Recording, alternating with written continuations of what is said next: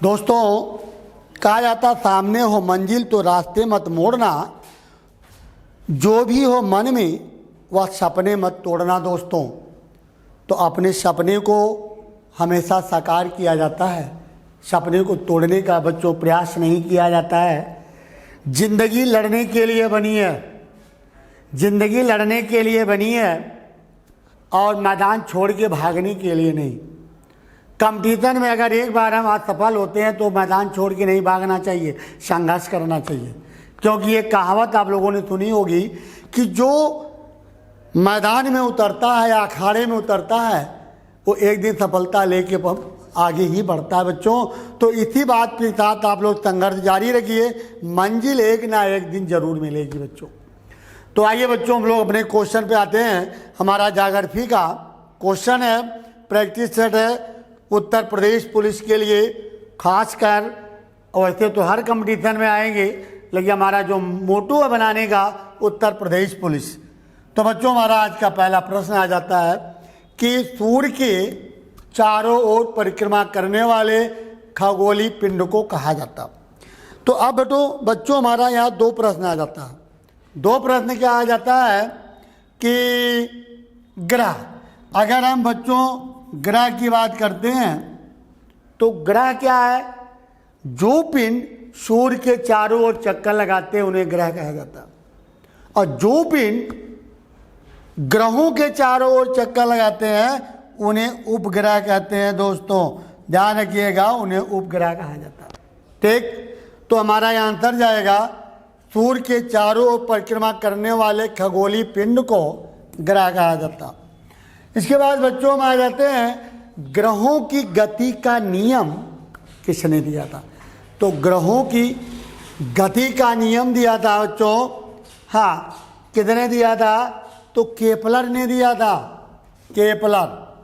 तो ग्रहों की गति का नियम केपलर ने दिया और कोपरनिकस ने सिद्ध किया था कि सूर्य चारों ओर राउंड लगाता है, सूर्य चारों ओर राउंड लगाता है। तो हमारा यहाँ बच्चों क्वेश्चन जा रहा है केपलर। इसके बाद बच्चों हम आ जाते हैं सौर मंडल में कुल ग्रह कितने? तो सौर मंडल में और कुल ग्रहों की संख्या 8 है। ठीक, नेक्स्ट क्वेश्चन आता है सूर्य से बढ़ती दूरी पर ग्रहों का क्रम। तो देखिए सूर्य के सबसे नजदीक कौन सा ग्रह आ जाता है बच्चों? बुध, शुक्र, मंगल गलत जा रहा, बुध, पृथ्वी, शुक्र, मंगल गलत है, बुध, मंगल, पृथ्वी ये भी गलत है, बुध, शुक्र, पृथ्वी, मंगल। ठीक, तो चौथा हमारा बच्चों आंसर जा रहा है बुध है, हाँ, बुध, शुक्र, पृथ्वी, मंगल, बृहस्पति आ गया, फिर शनि आ गया, फिर अरुण आ गया बच्चों, और फिर हमारा आ जाता है वरुण। तो बुध, शुक्र, पृथ्वी, मंगल, बृहस्पति, शनि, अरुण, वरुण, तो ये बच्चों ग्रहों का क्रम है। ठीक है, तो ये हमारा चौथा ऑप्शन सही जा रहा। इसके बाद बच्चों हम आ जाते हैं सबसे चमकीला ग्रह। तो सबसे चमकीला ग्रह आ जाता है आपका शुक्र। तो शुक्र ग्रह को बच्चों पृथ्वी की बहन कहा जाता है, भोर का तारा कहा जाता है, संध्या का तारा कहा जाता है। तो हमारा आंसर शुक्र जा रहा है बच्चों। इसके बाद बच्चों हम आ जाते हैं सूर्य से सबसे दूर स्थित ग्रह कौन है? तो सूर्य से दूर स्थित ग्रह कौन सा है भाई? यूरेनस। तो यूरेनस मतलब क्या हो गया? वरुण। तो यूरेनस जा रहा है भाई। ठीक है, तो सूर्य के सबसे दूर जो जा रहा है भाई, ये सॉरी यूरेनस नहीं, नेपच्यून। नेपच्यून माने हो गया वरुण। तो वरुण जा रहा है बच्चों, वरुण ग्रह। ठीक, इसके बाद बच्चों में आ जाते हैं सूर्य के धरातल का तापमान कितना? तो सूर्य के धरातल का तापमान 6000 डिग्री सेल्सियस है। सूर्य की सतह को 3 भागों में बांटा गया। पहला हमारा आ जाता है बच्चों प्रकाश मंडल, पहला हमारा आ जाता है प्रकाश मंडल आ गया। दूसरा हमारा आ जाता है मध्य मंडल आ गया दोस्तों, और तीसरा हमारा आ जाता है कोरोना, कोरोना या इसको हम क्रीड भी बोलते हैं दोस्तों, क्रीड भी। तो ये 3 भागों में बांटा गया। लेकिन जो धरातल यानी प्रकाश मंडल का जो भाग बोल रहा है तो 6000 डिग्री सेल्सियस है। ठीक है, तो 6000 डिग्री सेल्सियस पाया जाता तापमान सूर्य के प्रकाश में या धरातल में जो गैसें पाई जाती है 71% हाइड्रोजन पाया जाता है, हाइड्रोजन, और 71% हाइड्रोजन, 26.5% हीलियम गैसें पाई जाती हैं दोस्तों, हीलियम, और 22.5% अन्य अक्रिय गैसें पाई जाती है दोस्तों। तो हमारा ये जाएगा 6000 डिग्री सेल्सियस। इसके बाद बच्चों में आ जाते हैं सूर्य के संगठन में गैसें कौन सी पाई जाती है, तो हीलियम और हाइड्रोजन। तो हमारा चौथा ऑप्शन सही जा रहा है, हीलियम और हाइड्रोजन। इसके बाद हमारा आ जाता है सूर्य के प्रकाश को पृथ्वी तक पहुंचने में कितना समय लगता है। तो बच्चों मैं आपको बता दें कि सूर्य के प्रकाश को पृथ्वी तक आने में 8 मिनट 16 से 20 सेकंड का समय लगता है। अब आप कहेंगे कि 16 सेकंड कब लगता है, 20 सेकंड कब लगता है। तो बच्चों हम आपको बता दें, ये हो गया सूर्य, ये हो गई हमारी पृथ्वी। पृथ्वी सूर्य का चक्कर लगाती है। तो एक वक्त ऐसा आता है यानी 4 जुलाई को कि दोनों की दूरी अधिकतम हो जाती है, अधिकतम। तो ये 4 जुलाई को अधिकतम हो जाती है बच्चों, अधिकतम 4 जुलाई को होती है। तो बच्चों 4 जुलाई को हम लोग बोलते हैं अपसौर, इसको अपसौर कहा जाता है।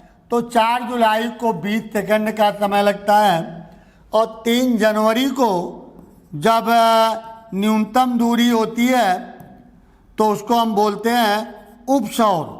तो उपसौर को प्रकाश पृथ्वी तक आने में 16 सेकंड का समय लगता है बच्चों। तो इसलिए हमने बोला कि सूर्य के प्रकाश को पृथ्वी तक आने में 8 मिनट 16 से 20 सेकंड का समय लगता है दोस्तों। इसके बाद बच्चों हम आगे बढ़ जाते हैं पृथ्वी का उपग्रह। तो हमने अभी आपको बोला था कि पृथ्वी का उपग्रह चंद्रमा है, क्योंकि चंद्रमा पृथ्वी का एक चक्कर पूरा कर लेता है। ठीक, इसके बाद हम आते हैं बच्चों पृथ्वी की आई अपनी कक्षा में गति किधर से किधर जाती है। भाई देखिए, पृथ्वी की अपनी कक्षा, अगर पृथ्वी अपनी दूरी पर राउंड लगाती है तो पश्चिम से पूर्व लगाती है, और 23 घंटे 56 मिनट 48 सेकंड में पृथ्वी अपनी दूरी पर पूरा एक चक्कर लगाती है, जिससे हम लोग बोलते हैं दिन रात। तो दिन रात होती है। अगर यही पृथ्वी सूर्य का चक्कर लगाती है 365 से ही 1/4 दिन में, तो उससे ऋतु परिवर्तन हो जाता है बच्चों। ठीक है, तो हमारा आंसर जाएगा पश्चिम से पूर्व। ठीक, इसके बाद बच्चों में आ जाते हैं सूर्य और पृथ्वी के बीच अधिकतम दूरी को। अभी हमने आप लोगों से चर्चा किया था कि अधिकतम दूरी 4 जुलाई को होती है, जिसको अपसौर कहा जाता है। न्यूनतम दूरी 3 जनवरी को होती है, जिसको उपसौर कहते हैं बच्चों। ठीक है, इसके बाद हम आ जाते हैं कि सूर्य और पृथ्वी के बीच न्यूनतम दूरी तो 3 जनवरी को होती है बच्चों। ठीक है, अब हम आ जाते हैं निम्नलिखित में से किस तिथि को दिन रात की अवधि बराबर होती है।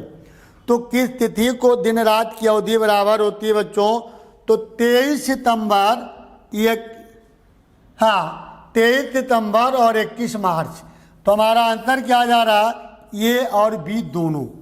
तो 23 सितंबर 21 मार्च को दिन रात की अवधि दोनों गोलार्धों में सेम होती है, 12-12 घंटे का।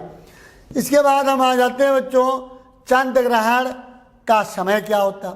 तो देखिए बच्चों मैं आपको बता दें कि जैसे हो गया हमारा सूर्य, ये हमारा सूर्य हो गया, चंद्रमा अगर बीच में आ जाता है, हाँ क्या कह रहा है, सूर्य और चंद्रमा के बीच में पृथ्वी आ जाती है, तो सूर्य के प्रकाश को चंद्रमा तक नहीं पहुंचने देती है, तो ये चंद्र ग्रहण हो जाता है। और अगर यही चंद्रमा बीच में आ जाता है तो सूर्य ग्रहण होता, क्योंकि ना तो चंद्रमा के पास प्रकाश है और ना तो पृथ्वी के पास प्रकाश है, ये दोनों सूर्य के प्रकाश से प्रकाशित होते हैं। दोस्तों बस ध्यान रखिएगा कि अगर पृथ्वी बीच में आती है तो चंद्र ग्रहण, अगर चंद्रमा बीच में आता है तो सूर्य ग्रहण होता है। सूर्य ग्रहण अमावस्या को और चंद्र ग्रहण पूर्णिमा को लगता है दोस्तों। इसके बाद हम लोग अगले पॉइंट में आ जाते हैं बच्चों, मध्य रात्रि का सूर्य कहाँ दिखाई देता। तो मध्य रात्रि का सूर्य बच्चों नॉर्वे में दिखाई देता है, लेकिन वो भी कब दिखता है, 21 जून को दिखता है मध्य रात्रि का, ठीक है। तो नॉर्वे हमारा आंसर होगा बच्चों। इसके बाद हम आ जाते हैं भूमध्य रेखा पर पृथ्वी का व्यास कितना होता है। तो भूमध्य रेखा पर बच्चों पृथ्वी का व्यास कितना है, 12,756 किलोमीटर है, तो 12,756 जाएगा। नेक्स्ट क्वेश्चन, प्रधान मध्याह्न रेखा ये कहाँ से गुजरता है बच्चों। तो प्रधान मध्याह्न रेखा ग्रीनविच कहाँ पड़ता है बच्चों, लंदन में, तो 0 देशांतर से गुजरता है। हम एक चीज और बता दें बच्चों, ग्रीनविच मीन टाइम्स, 0 देशांतर से अगर हम पूर्व में जाते हैं तो हमारा समय बढ़ेगा, अगर हम पश्चिम में आते हैं दोस्तों तो हमारा समय घटेगा। जैसे भारत ग्रीनविच से पूर्व में है, 82.5 पर है, अब पृथ्वी 1 घंटे में 15 देशांतर घूमती है, तो हम 82.5 देशांतर पार करने में 5.5 घंटा लगता है। इसलिए हमारा मानक समय ग्रीनविच मानक समय से 5.5 घंटा आगे है दोस्तों, ठीक है। इसके बाद हम आगे बढ़ जाते हैं, 1 देशांतर को पार करने में पृथ्वी को 4 मिनट का समय लगता है दोस्तों, ध्यान रखिएगा। 1 देशांतर को पार करने में 4 मिनट का समय लगता है। जैसे हमारा देशांतर है, तो ये अगर पृथ्वी पार करती है, ये जो दूरी है 111 किलोमीटर है, पृथ्वी को पार करने में कितना टाइम लगता है बच्चों, तो 4 मिनट का समय लगता है। क्लियर हो गया। अगले पॉइंट में हम आ जाते हैं बच्चों कि ध्रुवों की तरफ जाने पर, अब एक चीज देखिए, हमने यहाँ एक सर्किल खींच दिया, ये सर्किल हमारी भूमध्य रेखा है, ठीक है, थोड़ा सा गोला थोड़ा सा कायदे से नहीं बना, तो ये हमारी भूमध्य रेखा है और ये हमारा उत्तरी ध्रुव है और ये हमारा आ जाता है दक्षिणी ध्रुव, ठीक है, दक्षिणी ध्रुव आ जाता है। तब देखिए हम रेखा खींच रहे हैं, ये रेखा जा रही है, अगर ध्रुवों की तरफ हम बढ़ते जा रहे हैं तो ध्रुवों की तरफ हमारी जो अक्षांश रेखा है कम हो रही है, यानी अगर हम भूमध्य रेखा से ध्रुवों की ओर जाते हैं, चाहे उत्तरी गोलार्ध में हो चाहे दक्षिणी गोलार्ध में हो, तो हमारा कम होती जा रही रेखा, अगर ध्रुवों से भूमध्य रेखा की ओर जाते हैं तो हमारी रेखा बढ़ रही है। तो यहाँ हमारा क्वेश्चन क्या था, ध्रुवों की तरफ जाने पर अक्षांश रेखाओं के व्यास की आवृत्ति कैसी होगी दोस्तों। तो ध्रुवों पे जाने पर घटेगी और अगर हम ध्रुवों से भूमध्य रेखा की ओर जा रहे हैं तो बढ़ जाएगी। क्या हमारा आंसर जाएगा, घटेगी। नेक्स्ट क्वेश्चन बच्चों, हमारा आज का वीडियो यही समाप्त होता है और हमारा एक कोटेशन है बच्चों, दुनिया का सबसे अच्छा गहना है परिश्रम, परिश्रम से बढ़कर कोई नहीं है, और उससे भी सबसे अहम क्या है, आत्मविश्वास।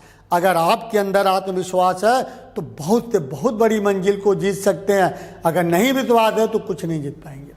तो चलिए बच्चों, हमारा आज का वीडियो समाप्त होता है और हमें पूरा उम्मीद है कि हमारी वीडियो आप लोगों को पसंद आएगी।